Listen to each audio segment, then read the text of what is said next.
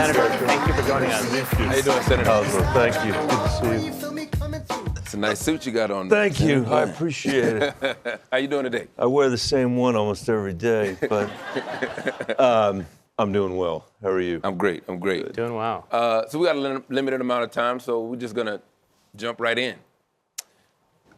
First question. In our Vice poll, more than 50% of African American and Latino respondents said it was important that there be a person of color on the presidential ticket.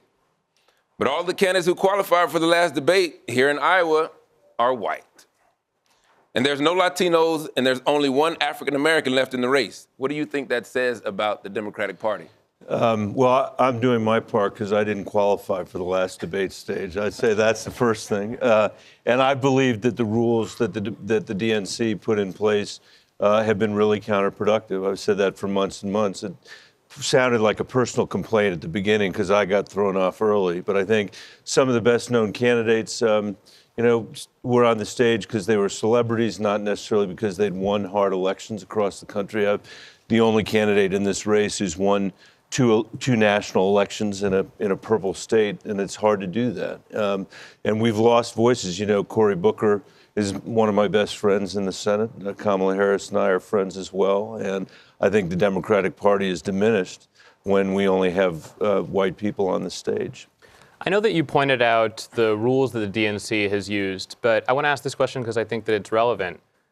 Should Iowa and New Hampshire be the first states to vote? I mean, it's an important question to ask. I think that on the plus side, I was one of these people who thought it's so undemocratic to have Iowa and New Hampshire do this. Now that I've spent the last year in Iowa and New Hampshire, I realize how seriously people here in New Hampshire take this. And that means a lot because we've got a democracy. I believe our democracy is at real risk. I think we're in real danger of losing the democracy. Having people face to face who picked presidents before, I think, is helpful.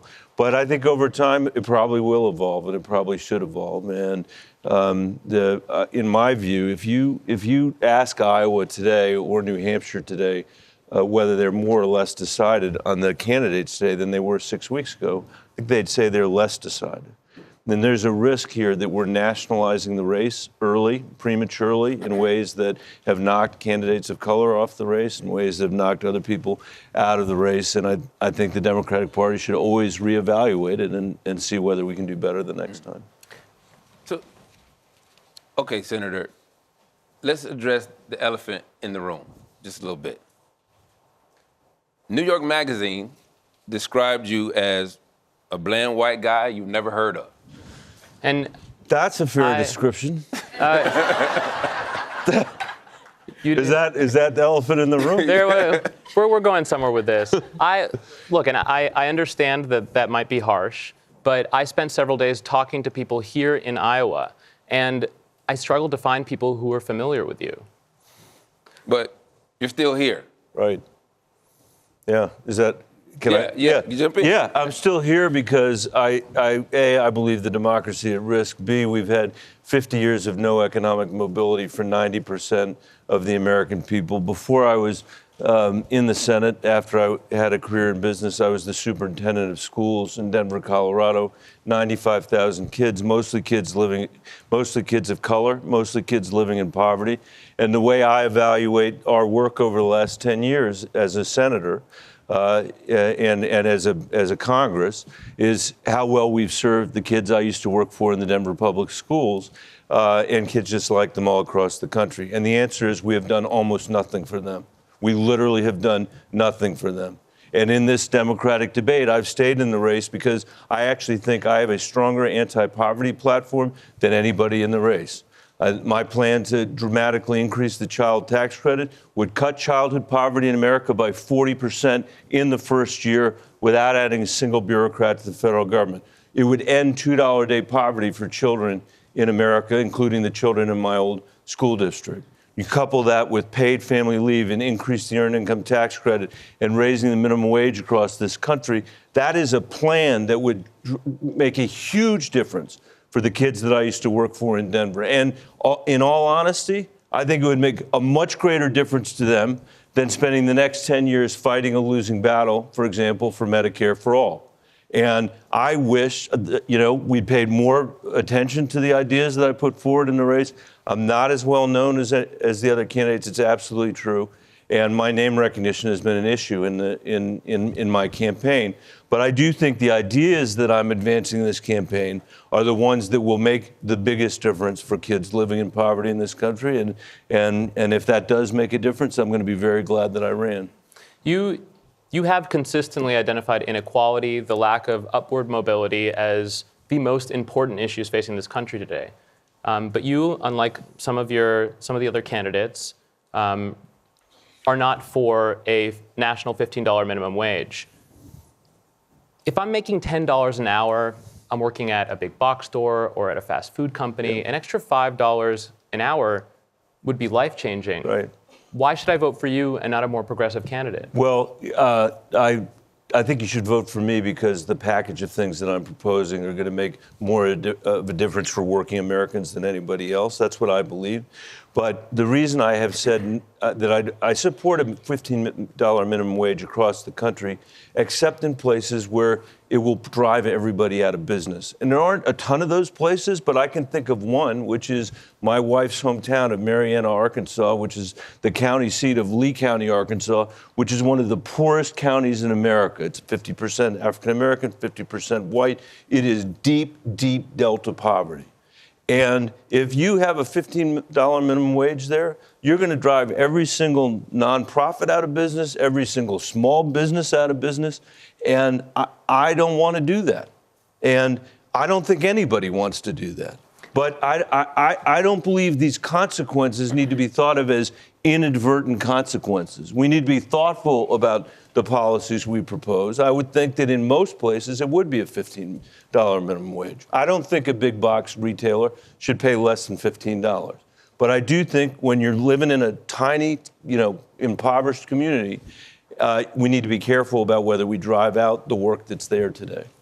I understand the point you're making, and Marianna has lots of problems. I mean, Marianna is a place that has, where the population has shrunk, I think, every single year over the past decade. About a third of the population there makes less than $10,000 a year of households there. I'm glad you know about this. Well, you tend to bring up Marianna when this question is asked. But I prepared a little bit. I'm glad. No, I'm serious. But maybe I want to pose it like this, or I'd be curious to hear what you have to say to this. Should businesses exist that are not able to pay people a living wage? I don't believe that people in this country should work and not earn a living wage. I don't believe that. And I believe my proposals on the child tax credit, the earned income tax credit, the minimum wage, and paid family leave together, and my education proposals, if I could just say one word about that. If you took a poll of people in America and asked them, what does the Democratic Party stand for in education, what you'd hear people say is free college. And having been a school superintendent, I can tell you I am much more interested in free preschool than I am in free college. And I'm interested in the question, what do we do for the 70% of kids that are graduating from high school and not going to college, but are consigned to earning a minimum wage when they could earn a living wage? And we are not training them to earn a living wage. So part of my education proposal is $50 billion a year. That's $500 billion over 10 years to help us reinvent high school, reinvent community college, so that when you graduate from high school, every single kid in this country could earn a living wage. That would transform the lives of millions of Americans. It would actually transform the American economy. So I'm with you. I am 100% with you. But can we bring you back to the question?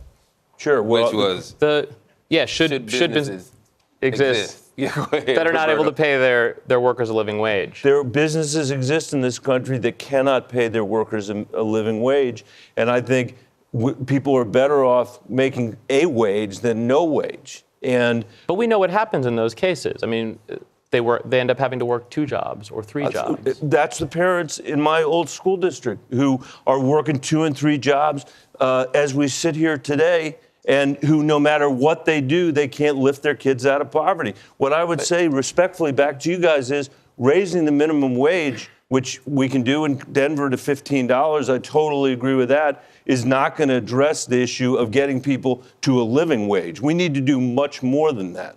That's the point that I'm trying to make. I understand. I just want to move along so that we can get to some of these other questions, but I appreciate your willingness to speak about these things. No, I'm glad. That's why I'm here.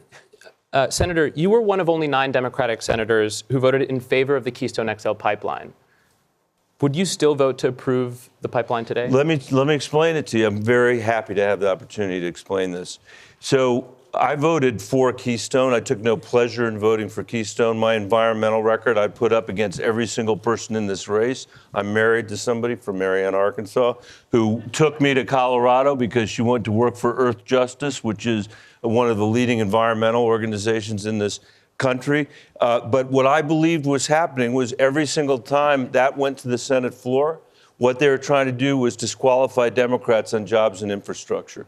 And it's important to understand that the Democrats weren't bringing the Keystone Pipeline to a vote on the floor. Mitch McConnell was bringing it for a vote on the floor, and he was doing it to disqualify Democrats. We have a climate denier in the White House today because he ran and by the way, the first climate denier in the White House, he made a ridiculous argument when he ran for president, which was, if we deal with climate change, we'll destroy our economy. If we ignore climate change, our economy is going to do great. And he won on that argument. It's preposterous. It's ludicrous. It's ridiculous. We should be ashamed. I am ashamed that we lost to somebody who won on that argument. But the reason he won on that argument was they had set a predicate that made Democrats vulnerable on jobs. I will never lose an economic argument to Donald Trump on jobs, and there's nobody in this race that cares more about climate change than I do. Senator, I care enough about it that I was willing to take those votes and take a beating for taking those votes. I understand the political nuance in this. I understand you've talked about it as a question of focusing on bigger climate issues. But many Native American tribes were opposed to the pipeline, and they were opposed to it, they say, because they were not properly consulted, even though it traversed their land, even though it posed risk to their water supply. I've listened to you respond to this question many times. I've found it difficult to find examples where you mentioned them in your response. So I'm just wondering why their opposition to the pipeline is not enough to make you at least reconsider your vote. It did. It made me think about it at the time. It made me think about it now. And I would not want any pipeline built over the objection of the Native Americans that are objecting to it. That wasn't exactly the issue that was in front of the Senate at the time. So you would reconsider it today? I would certainly consider their opposition. I'd consider their opposition and anybody's opposition. I said I didn't take any pleasure in voting for it. It was a symbolic vote. But I think it's important for us also to consider the political ramifications of how we approach these matters, because I agree. I'm sorry to cut you off. I just feel that you've made your point, and I want to ask this last question. I think it's very important. It's about immigration. Great. You've called Trump's border wall medieval. The clip is somewhat famous at this point. 7 years ago, you were part of the Gang of Eight, a bipartisan group of senators who wrote a bill that would give more than $1 billion for a border wall fence and would add thousands of Border Patrol officers. Would you still support that bill today? I would support the bill that we wrote in 2013 if it also contained a pathway to citizenship for the 11 million people that are here that are undocumented, if it had the most progressive DREAM Act that had ever been conceived of, much less passed on the floor, and if it had provisions in it that were supported by the Farm Workers Union to deal with agricultural workers in this. In other words, if the 2013 immigration bill were in front of us again, and I helped write that, as you pointed out, with 7 other senators, the Republicans were led by John McCain, I absolutely would vote for it again. So, Senator, we could talk all day. I would love to. Thanks, Roberto. So, we aren't the only ones here that want to ask you questions. We have a few folks in the audience. Paulo? Hi, Senator. Hi, how are you? Good. So we have Ghazala from the Muslim Caucus. What's your question? My question to you is going back to the $15 living wage. I'm just not understanding how you can justify having a business that can't afford to pay their employees and yet exist as a business. Can you elaborate on that? I'll elaborate on that, sure. But first of all, I don't think $15 is much of a living wage. I think that we need to lift incomes in this country much greater than that to begin with. It's the minimum wage. But there are regions like where my wife is from where there are businesses that if they had to pay $15 for the minimum wage, they'd go out of business and they wouldn't be replaced by other businesses. So I think that people in those places want to work and they want to earn, a salary to be able to support their family, just like families all over the country want to do it. And that's what I really believe. Okay, well, I think there should be more to think about that question a little bit deeper to say, how can we support these businesses to get to the level where they are able to provide this sort of income so that families can live? And I'm not, my point is, I'm not about supporting businesses. I'm about supporting the people that are working. That's why I'm taking the $2,000 child tax credit and making it $3,600 for kids under the age of 6 and paying it out on a monthly basis so people can actually pay their bills on a monthly basis. That's why I'm increasing the earned income tax credit so much. So this is, for me, this is about putting the money in the hands of the people that I used to work for in the Denver public schools and their families just like them all across the country so that work does pay in this country. And so that's how it may be a different approach than some other people have taken. It doesn't fit as well on a bumper sticker, but I think it's actually a much, much more consequential path to a living wage than has been advanced by the other candidates. I mean, my bill, again, it would cut childhood poverty in America by 40%. No one else is making that the centerpiece of their campaign. That is the centerpiece of my campaign. And it's not because I came to it, in the United States Senate. It's because this is what I've been working on for 15 years of my life or longer. So do you think that by promoting the tax credit, you're actually making it easy for people not to work 3 or 4 jobs, just one job? I think you're making it much better. It depends, obviously it depends on how much of the benefit they get, but if 40% of American children who are now living in poverty are no longer in poverty, that's millions and millions of American people that are not living in poverty anymore. And we could accomplish that in less than a year. Thank you. We have one more question. We have another question from Sophia. Sophia, if you want to stand up. Sophia's from Meal on Wheels. And what's your question? So my question is, nationwide, Black women die at 3 times the rate as white women due to preventable causes related to childbirth. Here in Iowa, it's 6 to 1. What would you do to save our lives? I thank you for the question. I think that this is in our society, which has such deep inequities that in the economy that you and I have talked about before or talking about today, the poorest people always have the shortest end of the stick, and people of color have the even shorter end of the stick, and women of color have an even shorter end of the stick. And that is the kind of numbers that you were just discussing are particularly shattering because they're worse than they were 30 years ago or 40 years ago. And I think what we have to do is create access to primary care, access to reproductive health care, access to pediatric health care all over this country for the poorest communities in this country. Some of the poorest communities, people need to remember, are also in rural parts of the United States, and especially for women of color and especially for Black women in this country.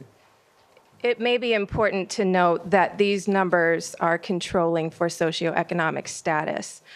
Is there anything you would do to address implicit bias in equity? I think it is important for us to understand that, acknowledge that, and to correct for that. And I think that should be true in all of our policies. I mean, today in America, it's a commonplace that people say, "Oh, look at how much better people do with a college degree than people with a high school degree." That's true mostly, unless you happen to be African American, in which case, if you graduate with a 4-year college degree, on average, you're earning less than a white high school graduate in America. So our whole system is shot through with this, because you can draw a straight line from slavery to Jim Crow to the redlining of our banking and housing systems to the mass incarceration that we have today, to the health outcomes that you're talking about, to the educational outcomes that I care so much about.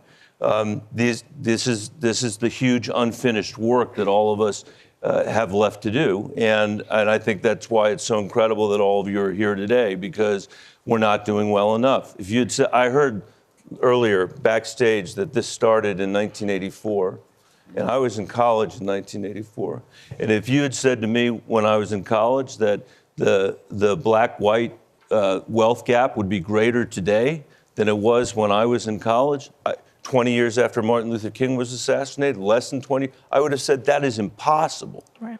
And that is where we find ourselves. Yes, and that's where we are. Thank you so much, Sophia. Back to you, Alzo. Thanks, Paula.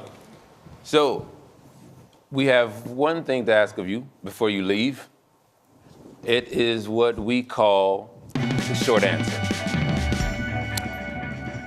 You like that effect? Yeah. That's really good. In case it was unclear. We put a lot of work into that. So here's how it works. 60 seconds, and you answer as many questions as you can. Okay. Hence the term short answer. Is that possible, do you think? I think it's possible. All right. You get one pass, and there's no judgment, but there really is judgment from the audience. And so they will determine how you fare before you leave. Art thou ready? I'm ready. What was your first job? House painter. How did Puerto Rico vote? Who did Puerto Rico vote for in the last presidential election? Hillary Clinton. Fill in the blank. Nice guys finish. Hopefully not last. How much does a gallon of milk cost? A little over $3. Well done. $3.30. Jordan or LeBron? LeBron. Jordan. Afterwards. What is the incarcerated population in the United States? It is. I don't know the number, but I do know that it is massively higher than any other industrialized country in the world. In fact, almost any other country. It's over 2 million. Short answer. Yeah. Millions. Done. Thank you. Done. Thank you, everybody. How do you think you fared? Appreciate it. Thanks. Ladies and gentlemen, Senator Michael Bennet, thank you Thanks, very much. everybody. Appreciate Senator, it. thank you so much. Thank you. Yeah, absolutely.